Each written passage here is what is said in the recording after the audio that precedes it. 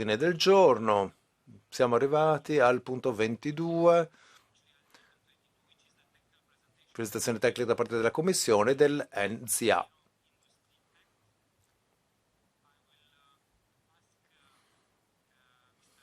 Abbiamo qui con noi Stefano Soro, capo dell'unità Economia Circolare Verde, DG Growth. È stato invitato qui con noi, si accomoda. Mettiamo subito anche il cartellino dinanzi a lei, poi è una discussione un po' più tecnica questa sull'NZA. Penso abbiate partecipato anche alla sessione di questo pomeriggio perché il commissario Breton ha presentato quelli che sono i principi soggiacenti a questa NZA e ci ha dato risposta a diversi quesiti tecnici che erano stati presentati dai colleghi. Però, insomma, ora vogliamo anche sentire, insomma, vogliamo anche addentrarci nei dettagli di questo NZA. Se sia una presentazione con i lucidi. Poi sentiamo i colleghi che desiderano intervenire. La lista ancora non è stata blindata, la lista degli oratori.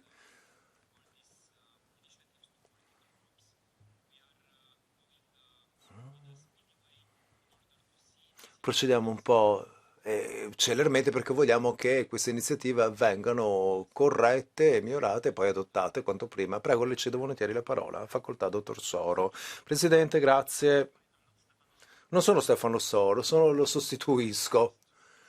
Stefano in un'altra commissione. Li stanno esaminando gli emendamenti di altre normative.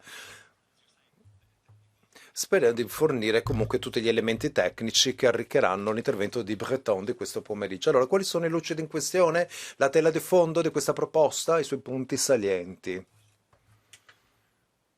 Vediamo se funziona il telecomando.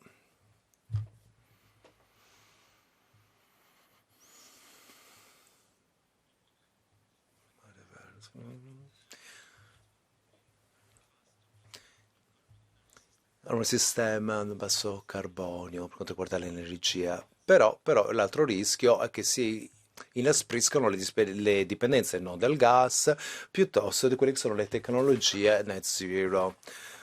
Vedete qui quali sono le quote di mercato dei diversi paesi che producono net zero technology. NZT, in rosso la Cina, il blu scuro l'Europa, il rosso fa la parte del leone, in alcuni settori siamo forti per le cellule e gli elettrolizzeri o per le turbine eoliche o le cell fuels, le pile a batteria, comunque insomma il rosso si fa strada, il blu scuro si contrae. I nostri partner concorrenti hanno dei programmi ambiziosi per sostenere questi comparti e dovremmo fare lo stesso anche noi.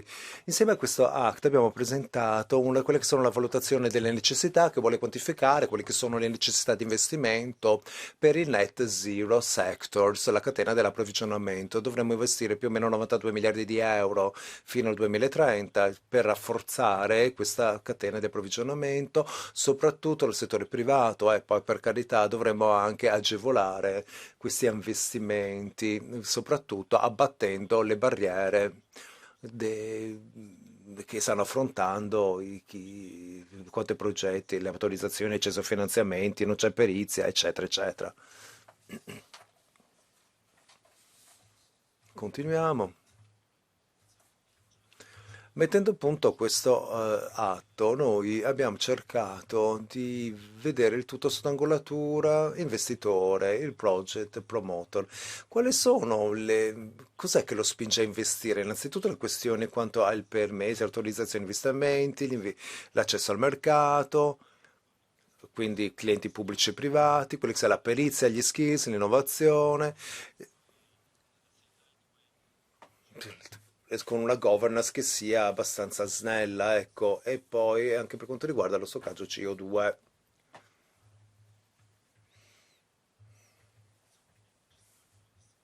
Allora, qual è la portata di questo esercizio?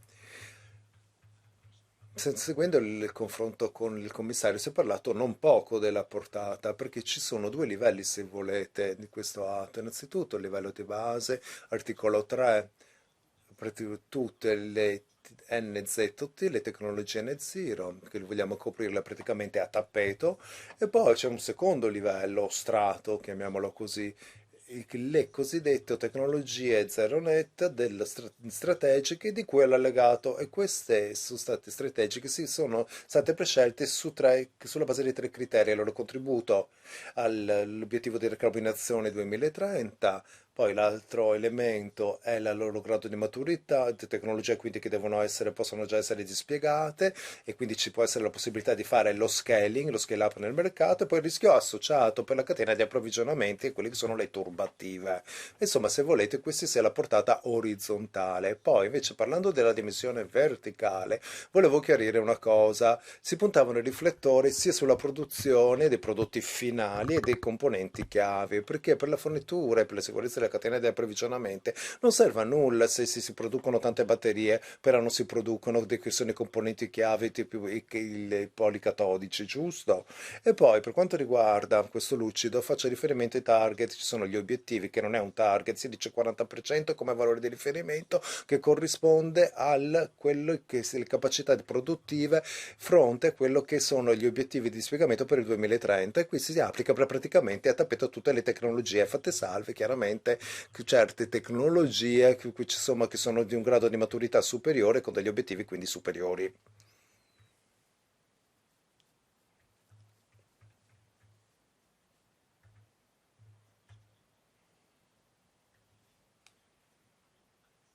È lei che mi dà una mano col telecomando, per cortesia, grazie. Allora, facciamo un passo indietro coi lucidi. Allora, uno degli elementi più importanti di questa proposta è quello che ha a fare con le autorizzazioni per le rinnovabili, per l'utilizzo delle rinnovabili. È una variante importantissima per la produzione di tecnologie clean e zero, che queste è anche per... Ci sono 7 anni, c'è bisogno di 7 anni prima che vengano approvate queste Factory.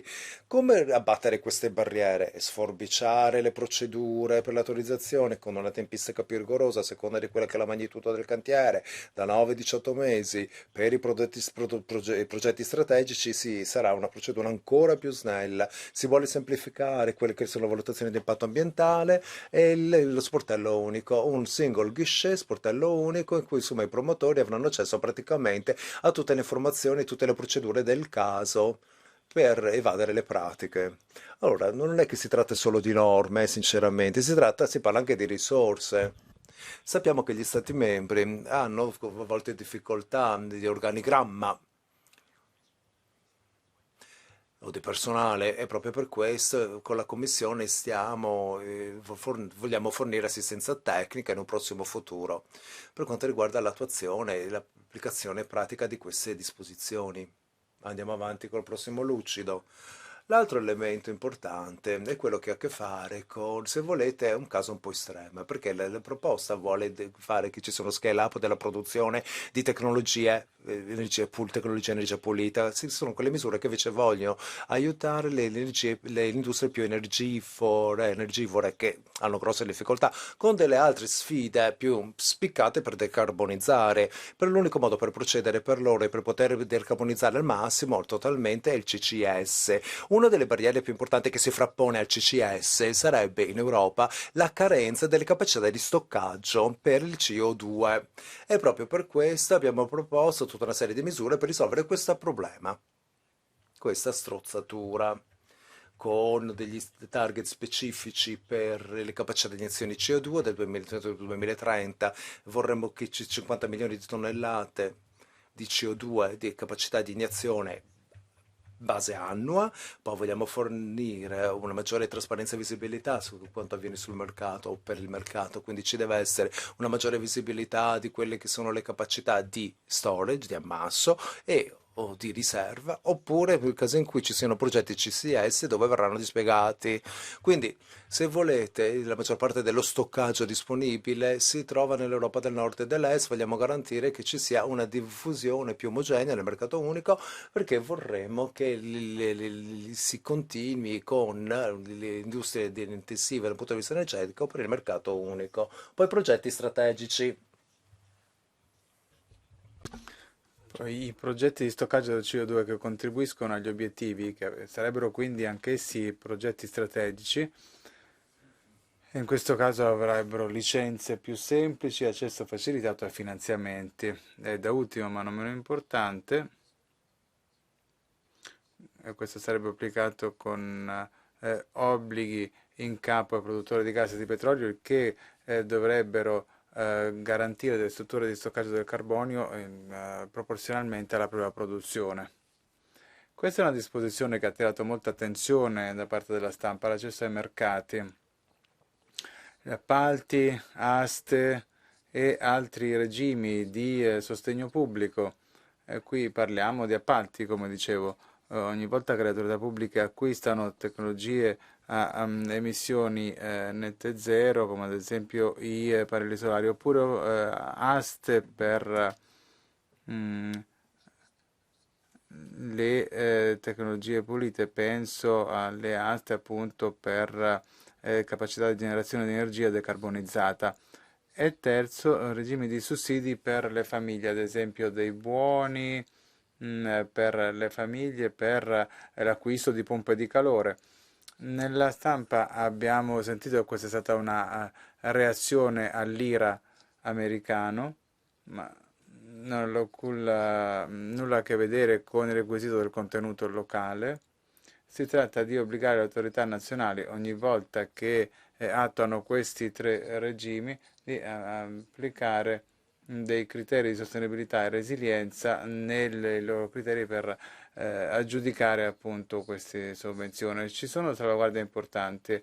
Questi criteri di sostenibilità e resilienza sarebbero applicati soltanto nei casi in cui per la tecnologia in questione c'è una forte dipendenza o una fornitura concentrata da parte di un paese terzo o di un'entità terza e la soglia qui è fissata al 65%. Poi abbiamo salvaguardie importanti per quanto riguarda gli aumenti dei costi, perché sappiamo che l'acquisto di attrezzature dell'Unione Europea piuttosto che fuori potrebbe far lievitare i costi. In questo caso l'applicazione di questi criteri porterebbe ad un aumento di 10% dei prezzi e in tal caso i criteri non sarebbero obbligatori. Ci sono altri casi che riguardano la disponibilità delle attrezzature in questione. Poi le competenze, brevemente, sono una barriera fondamentale.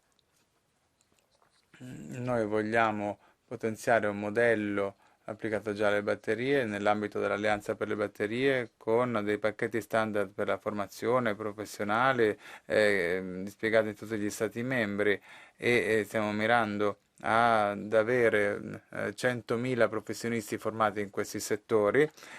Proponiamo di chiedere agli Stati membri di richiedere il riconoscimento di competenze in quei settori che hanno delle professioni regolamentate. E poi l'innovazione. Come dicevo, la proposta riguarda il potenziamento di tecnologie mature, ma a lungo termine non possiamo essere competitivi senza l'innovazione, ecco perché proponiamo di porre in essere delle disposizioni su dei quadri normativi, i cosiddetti sandbox, ad esempio sull'intelligenza artificiale che consente ai produttori, ai lavoratori di tecnologie innovative di testare le proprie soluzioni in degli ambienti sicuri eh, con delle norme speciali per quanto riguarda la privacy e posso essere più specifico nella discussione. Poi la gestione. Vogliamo lavorare gomito a gomito con gli Stati membri. Abbiamo sentito molti commenti in Consiglio e delle preoccupazioni sul fatto che i paesi più piccoli sarebbero emarginati e noi vogliamo garantire che l'attuazione legata agli appalti o alle licenze sia uniforme, omogenea in tutto il mercato unico e gli Stati membri dovrebbero assistersi gli uni gli altri. Poi l'elemento impresa a impresa. Nelle alleanze industriali sappiamo che questo è fondamentale. Le imprese sono attive in segmenti diversi della catena di approvvigionamento e uno degli obiettivi di questa piattaforma è quello di promuovere le catene di approvvigionamento in tutto il mercato unico. Mi fermo qui e rimango a disposizione per le domande. Grazie. Passiamo al primo turno di interventi. Comincio con l'onorevole Weiss a nome del PPE. Grazie Presidente. Grazie al rappresentante della Commissione per la sua presenza, la apprezziamo molto. La NZIA è un ottimo primo passo per migliorare la competitività finalmente dell'Europa e ci aiuterà a rafforzare la nostra posizione anche a lungo termine, ma pensiamo che ci siano alcune cose che possono essere ancora migliorate. Questa non è una vera risposta all'IRA, secondo noi, perché non cambia fondamentalmente le opportunità per le imprese nel breve termine. Si tratta di un orizzonte al 2030. Nell'atto per la riduzione dell'inflazione statunitense la situazione è semplice perché le spese amministrative sarebbero ridotte e quindi le imprese avrebbero un vantaggio immediato nei costi. Nell'ONSIA invece non si vede questo, si riducono gli oneri amministrativi per le imprese ma non si cambiano o si riducono le spese operative, come ad esempio i costi energetici per le imprese a breve termine, cosa assolutamente necessaria. In ogni caso, come PPE, noi siamo relatori per questo fascicolo, quindi attendiamo con interesse il lavoro su questa normativa. È molto positivo che la normativa viene veramente razionalizzata. Sandbox normativi va benissimo, migliorare l'accesso ai finanziamenti certamente, e poi bisogna anche migliorare le competenze soprattutto sul clean tech. Ma vogliamo migliorare gli obiettivi di produzione settoriali con le tecnologie pulite. Dobbiamo trovare quindi meccanismi affinché queste tecnologie pulite possano lanciare un segnale chiaro ai mercati. L'Europa deve assumere un ruolo di leadership e l'energia nucleare deve essere anch'essa inclusa come tra le tecnologie sostenibili alternative, perché queste tecnologie a zero emissioni nette possono avere accesso a finanziamenti. Grazie Presidente, vorrei fare ancora due domande. La disposizione che fissa un minimo del 40% per la produzione interna di tecnologie pulite per il 2030 è ambiziosa, ma è piuttosto generale. Il metodo di calcolo dietro il 40% non è specificata. Ci può dire qualcosa di più su come si deciderà su questo obiettivo del 40%? E poi le proposte di riduzione degli oneri amministrativi, come saranno misurate? Questi oneri sono già preesistenti e quindi sarebbero eliminati, oppure il principio prevede una prospettiva futura e secondo il progetto della Commissione di abrogare un atto per ogni atto che si approva, ecco, non è chiaro come ancora sarebbero ridotti gli oneri amministrativi. Grazie, onorevole Nica. Grazie, Presidente. Mi riallaccio a quanto diceva l'onorevole Weiss. La nostra risposta all'IRA è questa. Dovremmo rispondere a un interrogativo fondamentale, cioè perché le imprese dovrebbero investire in Europa e non negli Stati Uniti. Chiunque volesse aprire uno stabilimento di estrazione di materie prime in Europa, ecco perché dovrebbe rimanere in Europa e non andare negli Stati Uniti. Stessa cosa dicasi ad esempio per la produzione di chip, quindi dobbiamo avere un'attenzione maggiore.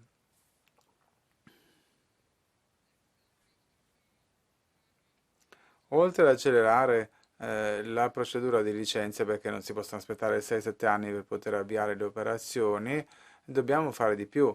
Penso ad esempio agli aiuti di Stato, pardon.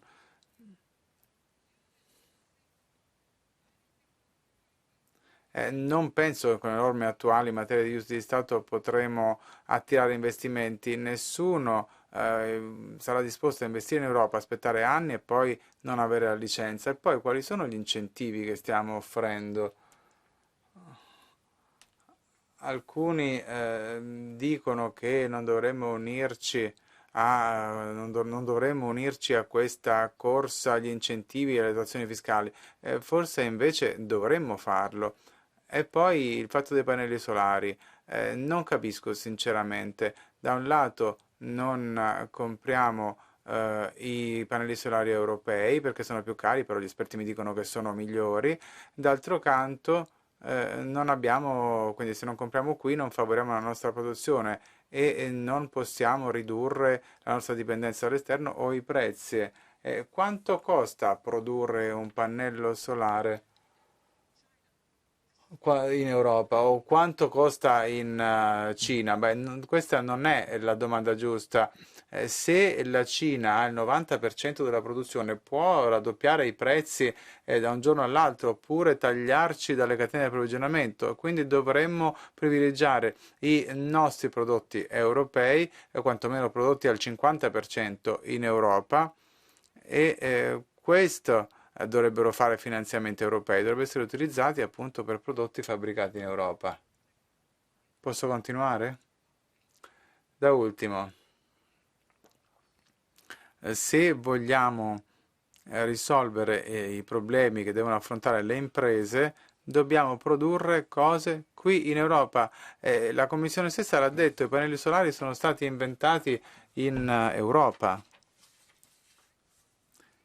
Negli Stati Uniti poi tutti devono comprare prodotti americani. Buy American, dovremmo fare la stessa cosa. Se non lo facciamo ci costerà caro e sarà troppo tardi quanto ce ne renderemo conto perché non potremo più intervenire.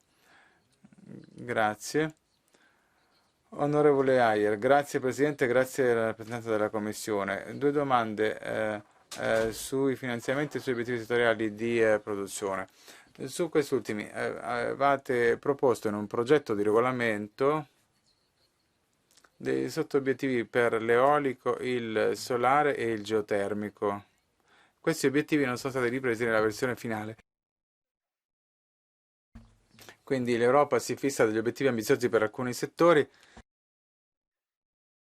ad esempio l'Alleanza Europea per il Solare che citava lei, ma la stessa dinamica, quindi perché non abbiamo ripreso questi obiettivi settoriali qui? E poi sui finanziamenti, nella valutazione di impatto pubblicata con il progetto di regolamento, lei pensava che il conseguimento di questi obiettivi sull'industria zero emissioni nette aveva bisogno di un investimento di 92 miliardi di euro solo in Europa di qui al 2030 con una parte dei finanziamenti pubblici tra i 16 e i 18 miliardi di euro, però una relazione precisa che il bilancio comunitario per il momento fornirebbe soltanto 8 miliardi e voi concludete che il bilancio attuale dell'Unione non offre sufficienti possibilità per conseguire gli obiettivi dell'Unione per garantire delle condizioni di concorrenza equa fra gli Stati membri. Quindi come pensate di integrare questi finanziamenti? Come si può eliminare l'obbligo in capo agli Stati membri di destinare una parte dei proventi dell'ETS a questo tipo di finanziamenti?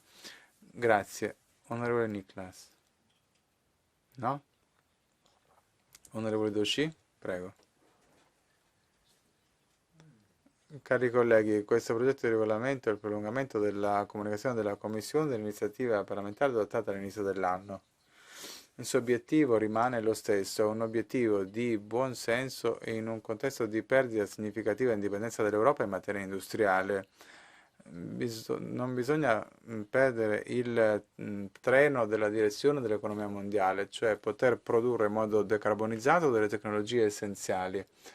Sul fondo del primo studio del testo, l'attuazione di questi obiettivi è molto più complessa, perché questo progetto di regolamento in realtà è una collazione di misure deboli piuttosto che una vera strategia. Certamente la riduzione degli oneri amministrativi è un elemento positivo, certamente i nuovi criteri di aggiudicazione degli appalti pubblici favoriranno in qualche misura la decarbonizzazione, ma in buona sostanza questo testo non consentirà all'Europa di resistere all'intensità della concorrenza mondiale nelle tecnologie del futuro.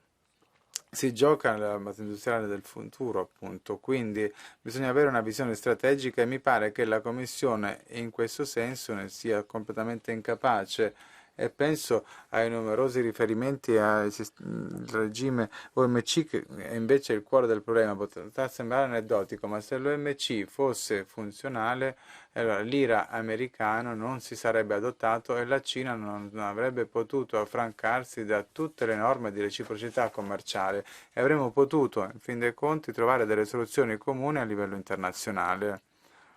Ma adesso non è più il momento di porsi queste domande, adesso bisogna sapere come produrre sul nostro territorio. Un altro punto su cui vorrei insistere è l'assenza del nucleare nelle tecnologie cosiddette a zero emissioni nette. Sappiamo, con questione di causa, che ci sono divergenze di opinioni tra vari gruppi sul nucleare, ma anche tra varie nazionalità al Parlamento.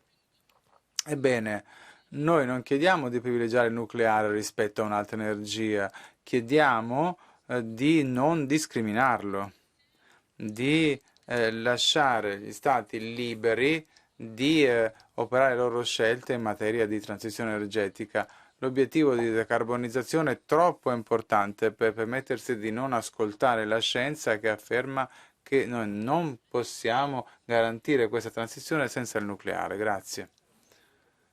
Grazie. Prego, il rappresentante della Commissione. Grazie per i commenti e le domande. Comincio con gli obiettivi o i parametri di riferimento citati dall'onorevole Weiss e dall'onorevole Heyer. Spiego la logica. Effettivamente abbiamo certi parametri di riferimento indicativi per tecnologie specifiche che scaturiscono dal lavoro in varie alleanze, le alleanze per il solare o per le batterie. Questi sono citati in uno dei considerandi della proposta. Abbiamo deciso di avere nell'articolato soltanto un parametro di riferimento generale per riflettere l'obiettivo, ecco, del potenziamento della produzione in tutte le tecnologie incluse nell'allegato della proposta.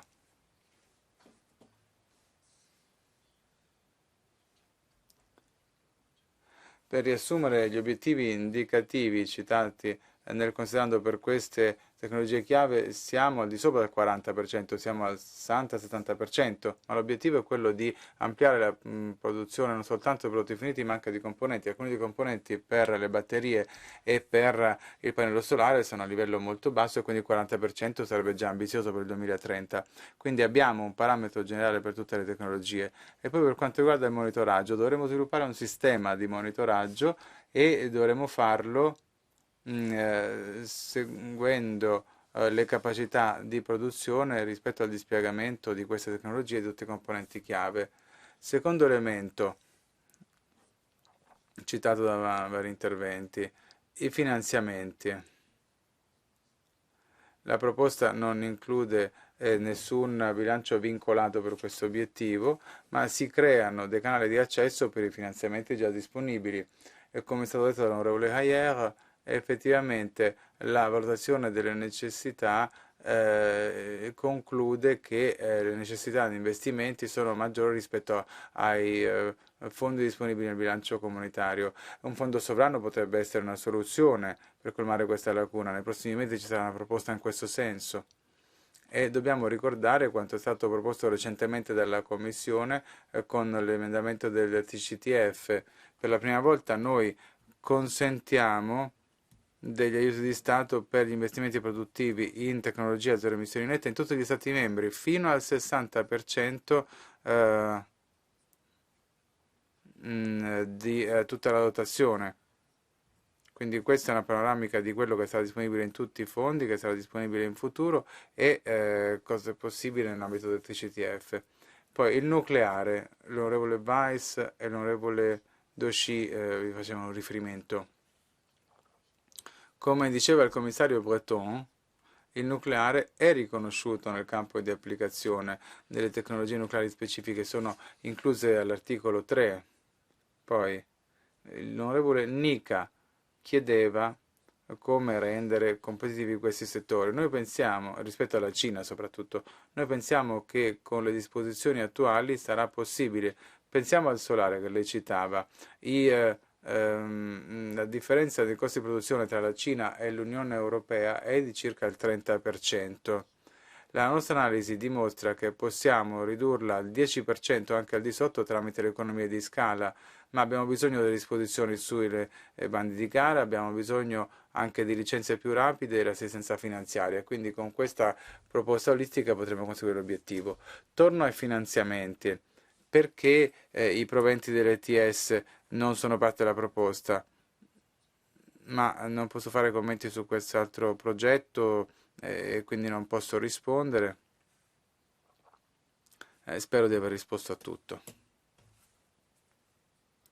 Molte grazie. Passiamo al secondo turno di interventi. Un minuto. Onorevole Nibler. Grazie Presidente. Grazie per la presentazione, per le spiegazioni. Ho soltanto due domande, ma prima un'osservazione. Penso che l'industria zero emissioni nette sia una ottima proposta, ma il campo di applicazione è troppo limitato perché si prendono in considerazione solo queste tecnologie a zero emissioni nette, però tutto il resto di produzione, di settori, di prodotti non viene preso in considerazione. Invece sono necessarie per conseguire i nostri obiettivi di neutralità climatica per il 2050. Ad esempio, penso che senza chimica non ci sarà una base economica sostenibile in Europa. E poi per quanto riguarda le procedure di limitazione che sono in itinere alla Commissione, ecco, penso che con una proposta legislativa e altre proposte concorrenti potrebbero essere ostacolate. Quindi penso che tutte queste proposte legislative dovrebbero essere più coerenti, ci dovrebbe essere più armonizzazione fra le direzioni generali. Stessa cosa dicasi per quanto riguarda la proposta di direttiva sulle emissioni dell'industria. Ecco, qual è il rapporto tra questa direttiva e appunto requisiti soprattutto più rigorosi nella direttiva sulle emissioni delle industrie. Ecco, ci sono appunto dei punti di contrasto, quindi vorrei sapere cosa ne pensa. La proposta è buona, ripeto, ma insufficiente perché si concentra soltanto sul clean tech. Per il resto, in tutti gli altri processi industriali c'è un rischio di delocalizzazione e abbiamo anche la proposta sulle materie prime critiche, ma dobbiamo attenzione a non spostare semplicemente le dipendenze. Avremo magari le materie prime critiche, ma non avremo più i processi chimici necessari per arrivare veramente a delle industrie a zero emissioni nette. Ecco, se ci può dare delucidazioni sul contesto generale sarebbe utile. Grazie, onorevole Secca. Grazie Presidente, grazie alla Commissione per la presentazione e per le interessanti dichiarazioni sulle domande già poste, che hanno già chiarito alcune delle cose che volevo chiedere io. Alcune cose comunque rimangono irrisolte, penso all'atto sull'industria a zero emissioni nette, è un cambiamento di paradigma effettivamente. Si tratta ad esempio di evidenziare determinate tecnologie e promuoverle dando loro un privilegio, un vantaggio competitivo rispetto ad altri settori industriali.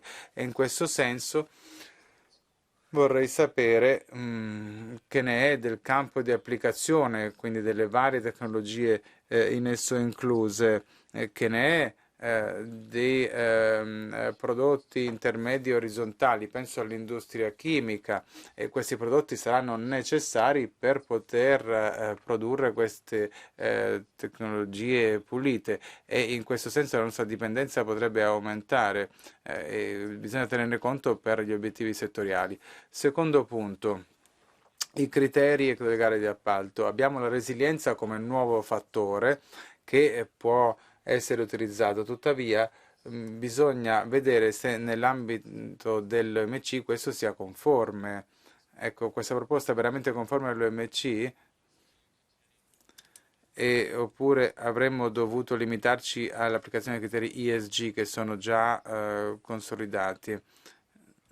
Lei ha detto che non può poi commentare sulla proposta sull'ETS, ma ci sono già dei commenti sul fatto che la dimensione della coesione dovrebbe essere maggiormente presa in considerazione, come ad esempio le regione in transizione e per conseguimento di questi obiettivi delle zero emissioni nette, come possiamo tener conto delle regioni in transizione? Perché questo è un nesso politico molto chiaro tra l'abbandono dei combustibili fossili e il passaggio alle rinnovabili dall'altro. Grazie, onorevole Bergqvist.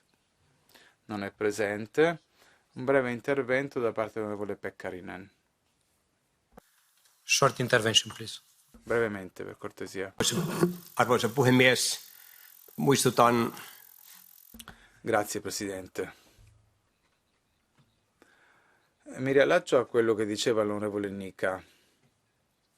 Ricordiamo che l'esperienza ci insegna che non possiamo competere con la Cina con dei dazi doganali o con altre barriere alle importazioni se al tempo stesso non puntiamo maggiormente sulla nostra innovazione. Con i pannelli solari è successo questo, cioè abbiamo perso la battaglia con la Cina, eravamo i produttori numero uno. Prima della Cina, in pochi anni abbiamo perso la battaglia.